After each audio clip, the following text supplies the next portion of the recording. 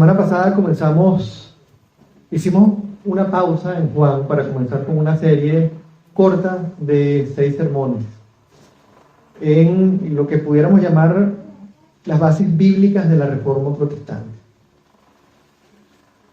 Y estuvimos meditando un poco sobre una de las frases que fue acuñada como parte de la Reforma, que describía la esencia de ese movimiento reformista, que describió esa protesta que algunos hombres, algunos siervos de la época levantaron en contra de cómo la iglesia estaba funcionando. Y esa frase es: después de las tinieblas, luz. Después de que por más de 1300 años la iglesia estuvo sumergida en las tinieblas, porque habían puesto de lado la palabra y habían dejado las escrituras de lado, las habían ocultado y el pueblo no las conocía, volvió la luz porque la iglesia volvió a las escrituras. Lamentablemente tuvo que dividirse la iglesia para que eso pasara. Lamentablemente un porcentaje importantísimo de la iglesia de la época siguió sumida en la oscuridad, pero un grupo salió a la luz. Y salió a la luz no porque sacaron ellos la cabeza de la oscuridad, sino porque las escrituras les iluminaron el camino. Cuando la iglesia abandonó la sana doctrina, cuando el evangelio de la gracia, que estaba expuesto y que está expuesto claramente en las escrituras, fue ocultado, cuando vinieron las tinieblas y el mundo se sumergió en un evangelio de obras, en un evangelio de dinero, en un evangelio que no era el evangelio de la palabra, vino la luz. La iglesia se reencontró con la palabra. Salieron de la oscuridad de ese razonamiento humano para caminar a la luz de la verdad. A partir de hoy y por las próximas 5 semanas vamos a estar estudiando lo que se conoce como las 5 solas de la Reforma. Y pudiera sonar un poco raro eso de las 5 solas, pero en realidad no se trata de otra cosa que 5 elementos que son innegociables en el Evangelio. Las 5 solas son 5 elementos claves que no podemos adulterar, no podemos cambiar, no podemos quitar, porque deja de ser el Evangelio. Adulterar cualquiera de estos 5 elementos significa transformar el Evangelio, significa adulterar el Evangelio, significa corromper la verdad de Dios como está revelada en las Escrituras. Es tomar la esencia misma de la verdad de Dios y falsificarla. Es como tomar un billete que parece bueno y que parece verdadero, pero que no sirve para pagar, que no sirve para nada. Es tomar algo que Dios reveló de manera perfecta y falsearlo, produciendo algo que pudiera parecer bonito, que pudiera parecer verdadero, pero que al final es pura mentira, porque no es lo que Dios dijo, no es lo que Dios reveló en las Escrituras. Y sabemos cuán tajante fue Pablo frente a cualquier adulteración, frente a cualquier tergiversación del Evangelio. Llegó a decir: si viene un ángel del cielo, si venimos cualquiera de nosotros a pretender predicarles un evangelio diferente, que caiga bajo maldición. Estas 5 solas son sola gracia, sola fe, solo Cristo, sola escritura y sola gloria de Dios. Esta semana vamos a comenzar con sola gracia. Y a pesar de que todas las escrituras nos hablan de la gracia de Dios, desde el Génesis encontramos la gracia de Dios. Cuando Adán y Eva comen del fruto y no se desintegran en el acto, sino que el Señor les permite la vida. Y a lo largo de todo el trayecto del pueblo de Israel por el desierto, vemos la gracia del Señor con aquel pueblo desobediente. Y una y otra vez vemos la gracia del Señor manifestada en las Escrituras. Pero cuando nos enfrentamos a la cruz y cuando venimos al Nuevo Testamento, esa gracia empieza a tomar una forma mucho más definida, empieza a tomar la forma de una persona.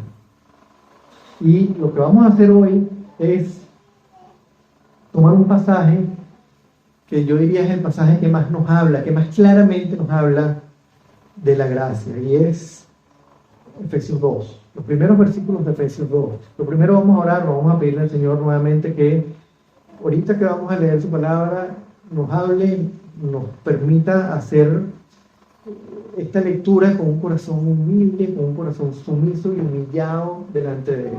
Padre, te damos las gracias, Señor, ahora que vamos a escuchar tu palabra, ahora que vamos a enfrentarnos a las Escrituras, Señor, pon en nosotros un corazón humilde, pon en nosotros un corazón sumiso, Señor.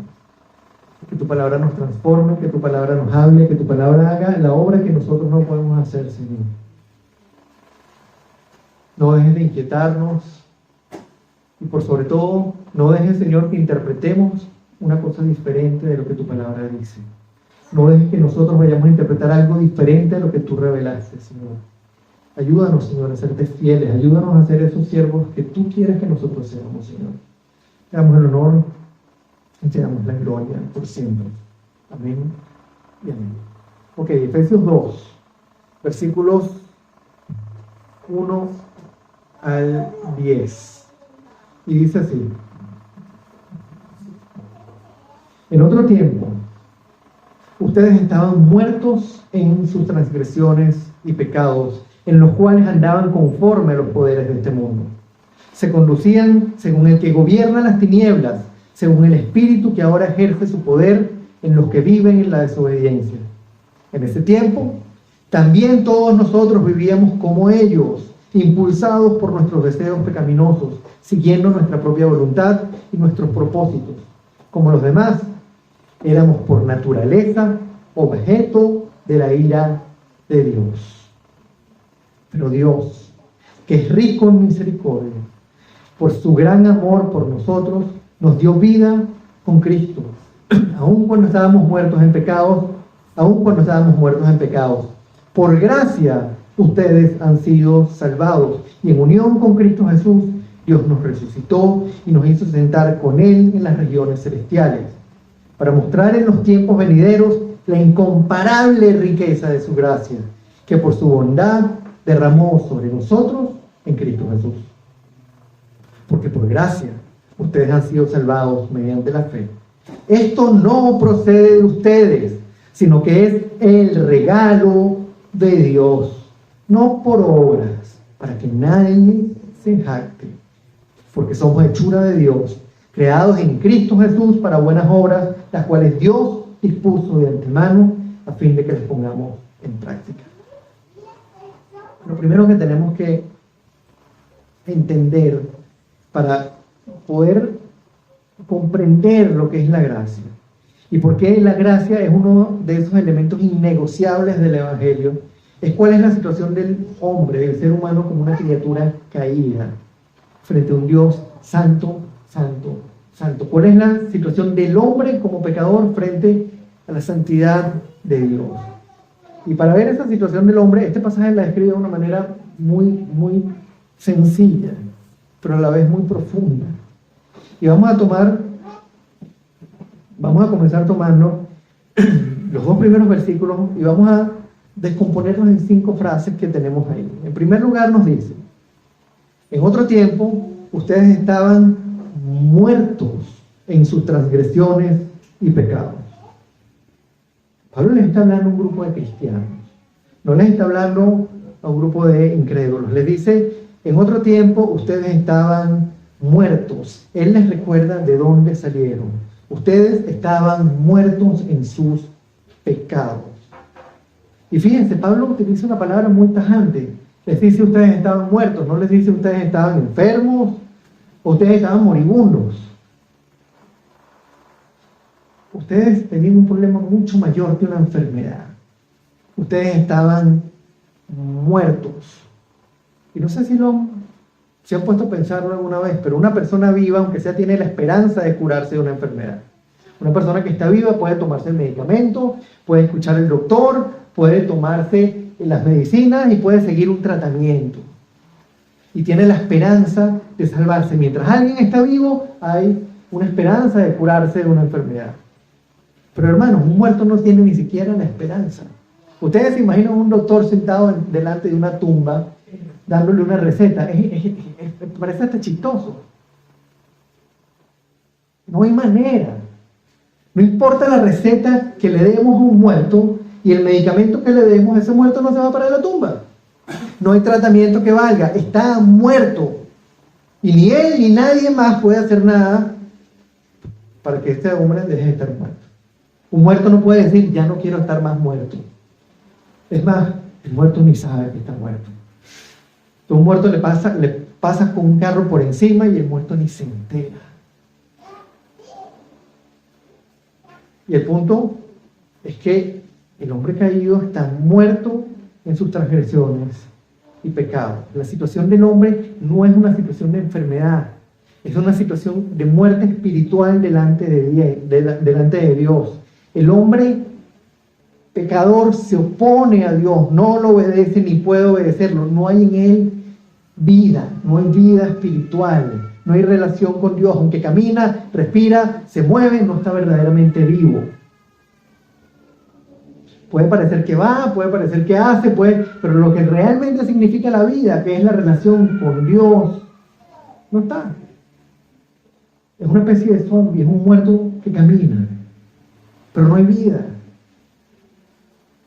Sobre todo cuando pensamos que el hombre fue creado no como los demás animales, sino que fue creado a imagen y semejanza de Dios. Fue creado para representar a Dios delante de la creación. Pero el hombre, habiendo sido creado a imagen y semejanza de Dios, está muerto cuando nace, a pesar de que parece estar vivo, porque no conoce a Dios, no lo obedece, se opone a Él, y en lugar de representarlo, lo deshonra continuamente, y con su maldad oculta la verdad de Dios, como dice Pablo en Romanos. Pablo sigue diciendo, ustedes estaban muertos en los pecados, en los cuales andaban conforme a los poderes de este mundo. En otras palabras, el hombre caído que está muerto en sus pecados no está solo. Está en una especie de morgue gigantesca, donde lo que hay es una pila de muertos. Y todo lo que tiene alrededor y todas las personas que tiene alrededor, además le refuerzan su condición de muerto. Le dicen que chévere que estás muerto, vamos a seguir muertos. Y alimentan su condición de enemistad con Dios, alimentan su condición de pecado, alimentan su rechazo y su oposición a Dios. Andaban en sus pecados conforme a los poderes de este mundo. Este mundo se opone a Dios. Todo lo que el hombre y los demonios quieren se opone a Dios. Todas las ideas, todas las estructuras, todo lo que este mundo ofrece está basado en los deseos del hombre, en los pensamientos del hombre, en la satisfacción instantánea de lo que nosotros queremos, en nuestro ego, en ponernos a nosotros por delante de los demás, y cualquier cosa que tenga que ver con Dios es puesta de lado.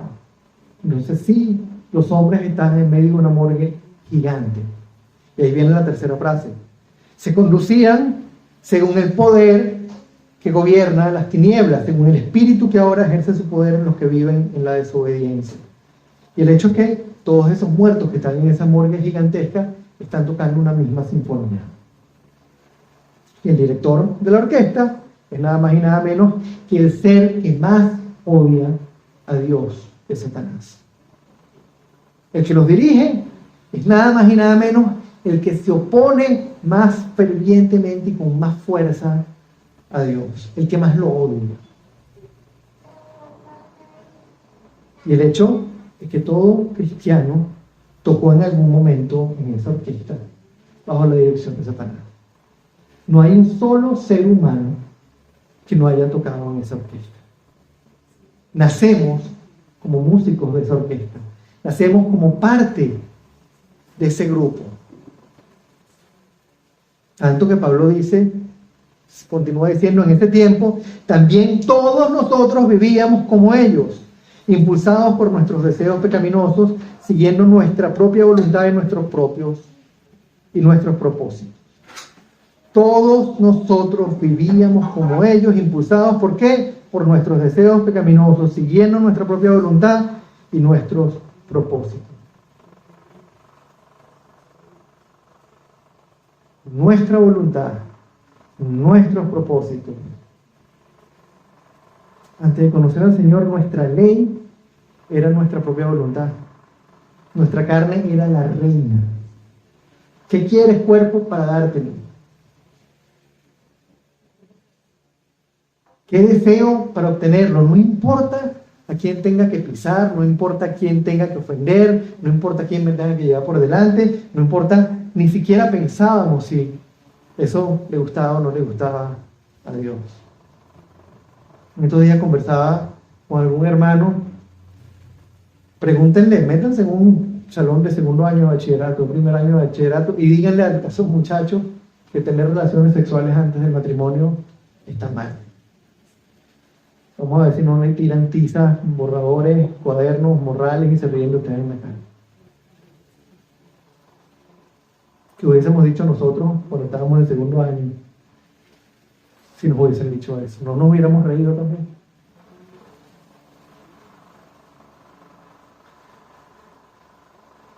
Si a nosotros nos hubiesen dicho en aquel momento que vivir para satisfacer nuestros propios deseos estaba mal, ¿qué hubiésemos dicho? ¿Y cuál es el problema con eso? Si tengo una carne es para satisfacerlo, si tengo deseos es para satisfacerlo, ¿cuál es el problema con eso? Y la quinta frase nos da la respuesta.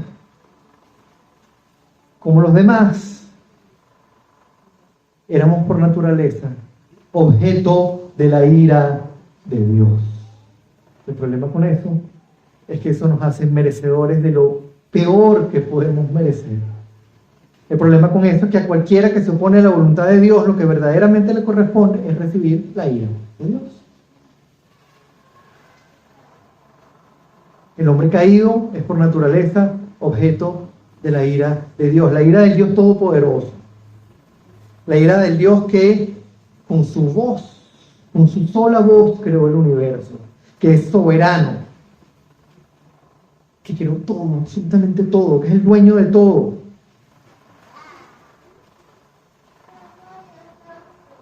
Y esa ira es lo que verdaderamente nosotros merecemos como pecadores. No estamos hablando, hermanos, de la ira de cualquier hombre, la ira del vecino, ni siquiera la ira de nuestro enemigo. No estamos hablando de la ira de un hombre que lo que puede es maltratar nuestro cuerpo, nos puede hacer daño de alguna manera. Se trata de la ira del Dios santo y soberano, que puede destruir el alma y el cuerpo en el infierno, como dijo Jesús mismo en Mateo, en el capítulo 10, versículo 28. Se trata de una ira frente a la cual nadie quiere estar. Esa es la verdadera condición del hombre caído, esa es la verdadera condición del pecador. No se trata sencillamente de una medio enemistad con Dios, no. El hombre está en enemistad con Dios y esa enemistad le hace merecedor de la ira de Dios.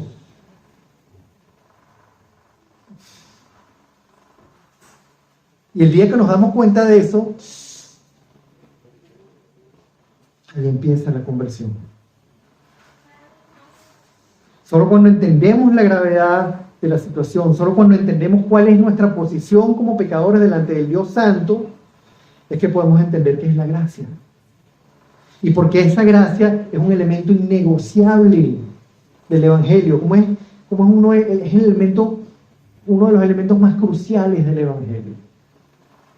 Porque si no es gracia, no es Evangelio. Si quitamos la gracia, no hay Evangelio. Y uno se pregunta entonces, bueno, ¿pero qué es la gracia? Fíjense cómo continúa Pablo en el versículo 4.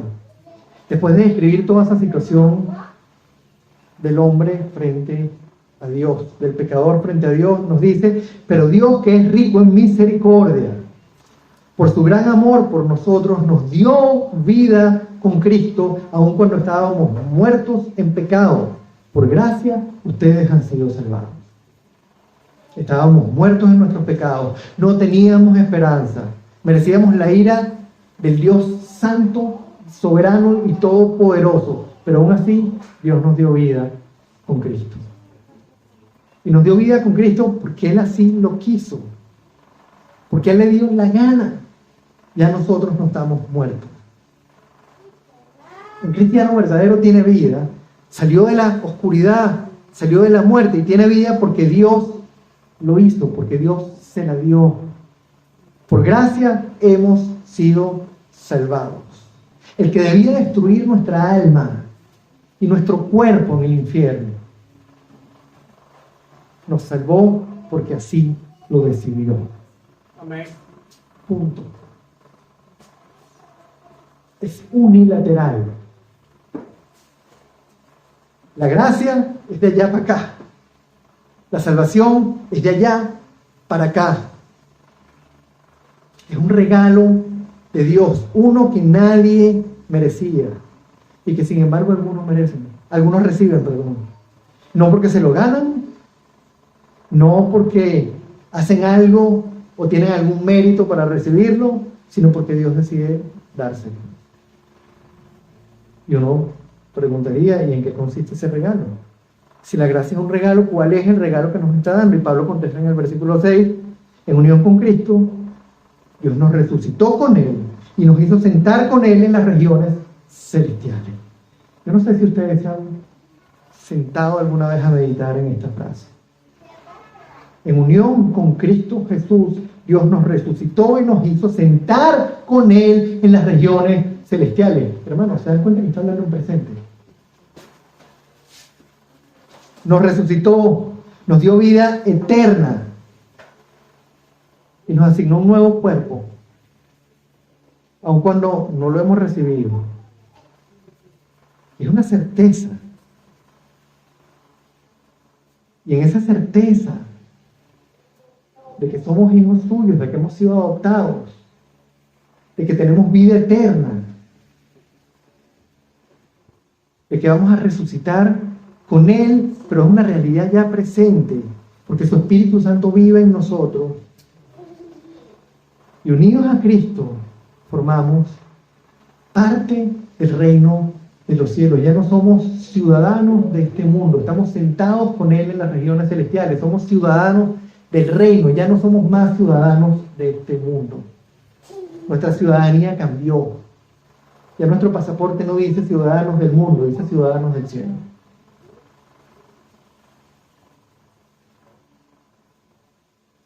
Y como ciudadanos del cielo, estamos en tiempo presente sentados con Jesús en las regiones celestiales. Estamos ya participando de ser hijos de Dios. Tenemos el Espíritu de Dios morando en nosotros. Tenemos el Espíritu de Dios haciéndonos conscientes de quiénes somos, de nuestro pecado, capacitándonos y transformándonos para obedecer.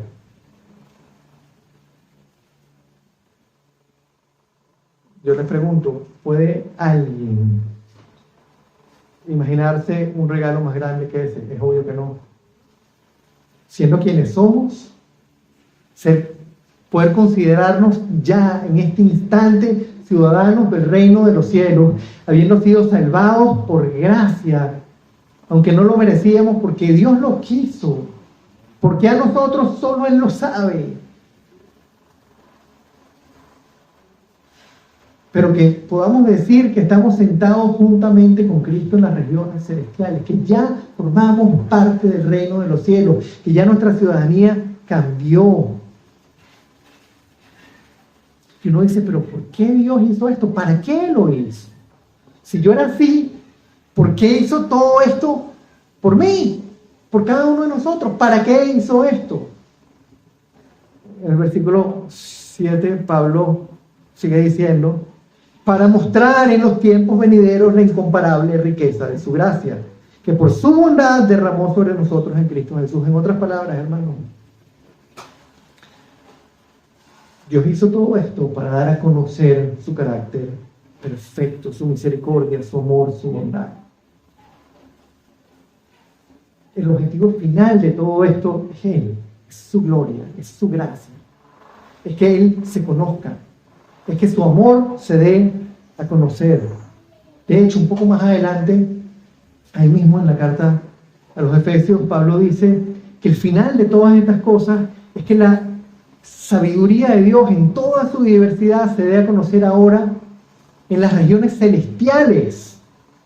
Que los ángeles conozcan la sabiduría de Dios a través de la iglesia, a través de lo que Él hace con nosotros por su gracia. Al ver a Dios tomando pecadores, salvándolos con la sangre de Cristo y haciendo de ellos nuevas criaturas.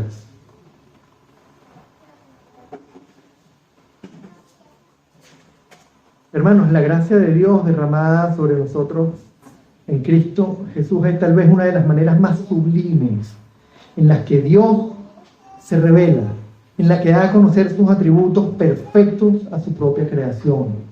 A través de lo que Él hace en nosotros, su grandeza, su bondad, su amor, su perfección, su gracia, todo Él se da a conocer.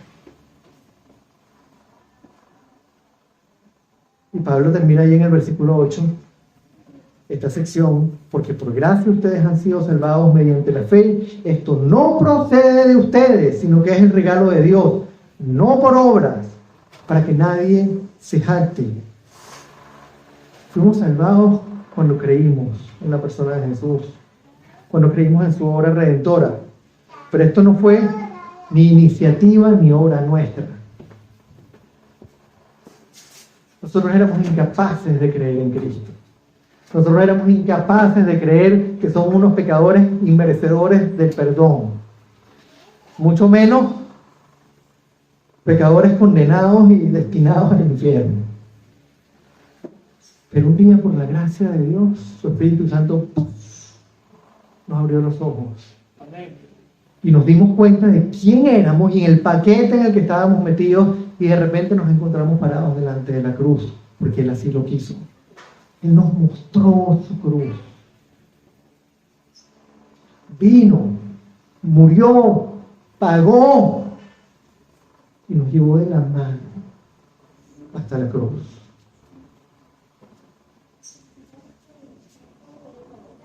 Fuimos salvados cuando creímos, pero eso fue su iniciativa, fue su obra, es un regalo de Dios, nos lo concedió porque Él en su soberanía así lo decidió. No fue una decisión nuestra, no hicimos nada para merecerlo. No fue por obras, para que nadie se jacte. Y es tajante, esta frase es tajante y deja la jactancia a un lado. Esta realidad deja todas nuestras ideas de que nosotros fuimos los que nos acercamos a Dios y que yo lo estaba buscando y que casi que gracias a mí, Señor, que me tienes. Date con una piedra en los dientes, Señor, porque yo elegí por ti. No, es de allá para acá. No sé si recuerdan el pasaje en el que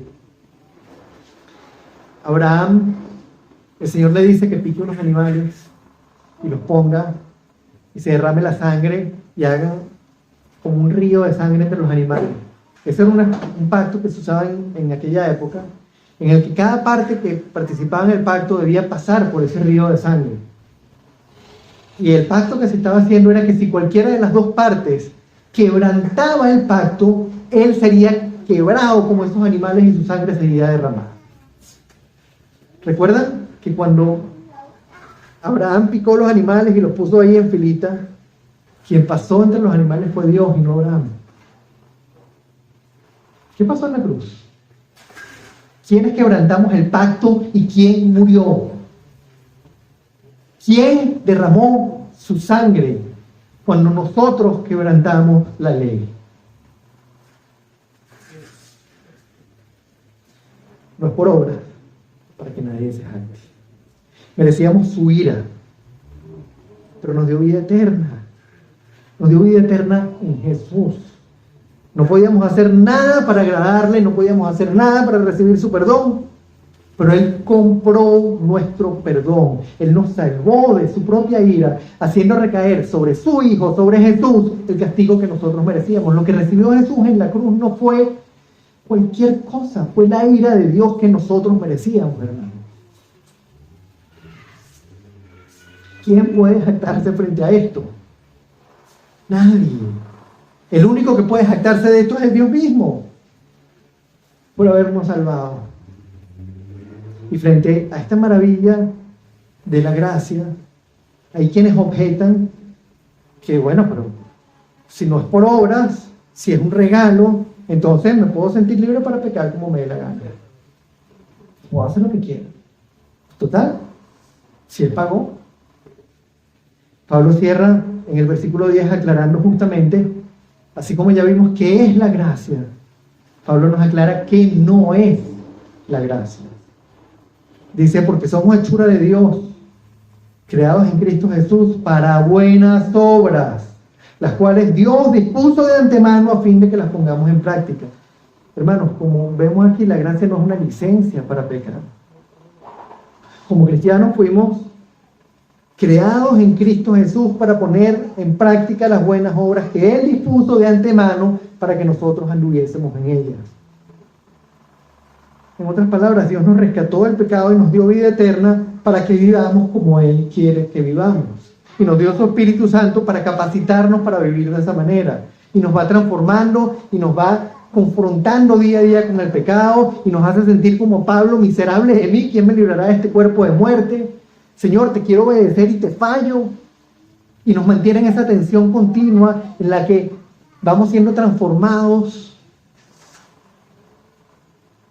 Y día a día vamos cambiando, y día a día vamos creciendo. Y los pecados que antes practicábamos ya no los practicamos, pero hay otros que quedan. Y de repente volvemos a caer. Pero es un proceso que va avanzando. Y que cuando nos vemos hoy y volteamos atrás, vemos la distancia. Si no vemos esa diferencia, mejor que nos revisemos. Porque la gracia no es una licencia para pecar. Nos salvó para que camináramos en las buenas obras que Él ya había dispuesto de antemano. Él las había puesto ahí. Nos dio todo lo que hacía falta. Nos dio el Espíritu Santo para irnos guiando, para irnos moldeando, para irnos capacitando. Hermanos, como hemos visto hoy, al decir sola gracia, nos referimos a la manera y a la motivación por la cual fuimos salvados. Fuimos salvados a través de Cristo para su gloria y para vivir en santidad. No somos salvos por algo bueno que hicimos, no somos salvos porque lo merecemos, no merecíamos. Lo único que nosotros merecíamos de Dios era su ira. Somos salvos porque Dios nos regaló esa salvación, porque Él la compró. Como alguien que compra un regalo por una persona amada. ¿Quién de ustedes no le ha comprado algo a alguien que ama? Y probablemente se han gastado unos buenos reales comprándole algo a la pareja o a uno de sus hijos. Y le han comprado algo con todo el gusto. Sí, lo que pagó Dios en la cruz no lo pagó con unos billeticos.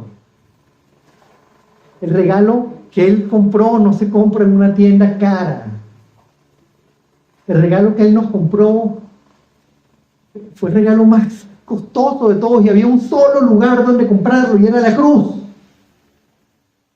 Y Él lo planificó de esa manera. Y se entregó y lo compró y lo pagó con la sangre preciosa de Jesús en esa cruz. Hermanos, cualquier intento del ser humano en decir que uno tiene algún tipo de participación en la salvación pone de lado la gracia de Dios y le da mérito al hombre. Cuando el único que tiene el mérito aquí es Dios. El mérito es de Él, no es de nosotros. A nuestra carne le encantaría pensar, le encanta pensar que nosotros tenemos alguna clase de mérito. Hablaba con un hermano una vez que somos ladrones de gloria. Me encantó ese término. Somos ladrones, nos encanta robarle la gloria a Dios. No, es que yo fui. Es que yo lo busqué, y resulta que Él hizo todo. Solo por la gracia de Dios hemos sido salvados. Nuestra salvación de principio a fin proviene de Él. Y frente a eso no cabe la jactancia, no hay lugar para el orgullo. Todo lo contrario.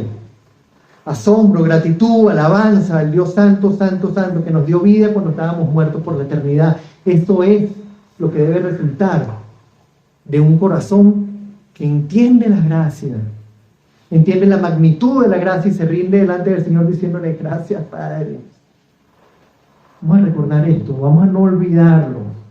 Porque mientras más lo recordamos, mientras más pensemos en la gracia, mientras más entendamos cuán dependientes somos de Él, no solo para haber sido salvados, sino para mantenernos delante y vivir como Él quiere, y para que su nombre sea glorificado a través de nosotros, mientras más entendamos eso, más agradecidos vamos a estar con el Señor, más deseosos vamos a estar de conocerlo, más deseosos vamos a estar de estudiar sus escrituras, de orar, de pasar tiempo con Él y de pagar lo que tengamos que pagar para que su nombre sea glorificado, de sufrir lo que tengamos que sufrir para que su nombre sea glorificado, sabiendo que vivir es Cristo y morir es ganancia.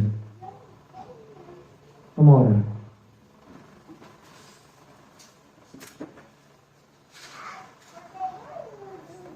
Señor, estamos aquí no porque lo merecemos, estamos aquí no porque somos alguien capaz o diferente, estamos aquí por ti, porque tú así lo quisiste. Estamos aquí por tu gracia, Señor. Ayúdanos a recordarlo cada día, ayúdanos a no olvidar, Señor, que nuestra salvación dependió enteramente de ti, que nuestra persistencia en la fe depende enteramente de ti, que la parte que nosotros ponemos, Señor, tú la propicias a través de tu Espíritu Santo.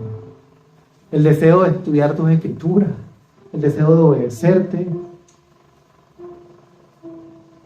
todo esto es fruto, Padre, de tu Espíritu Santo.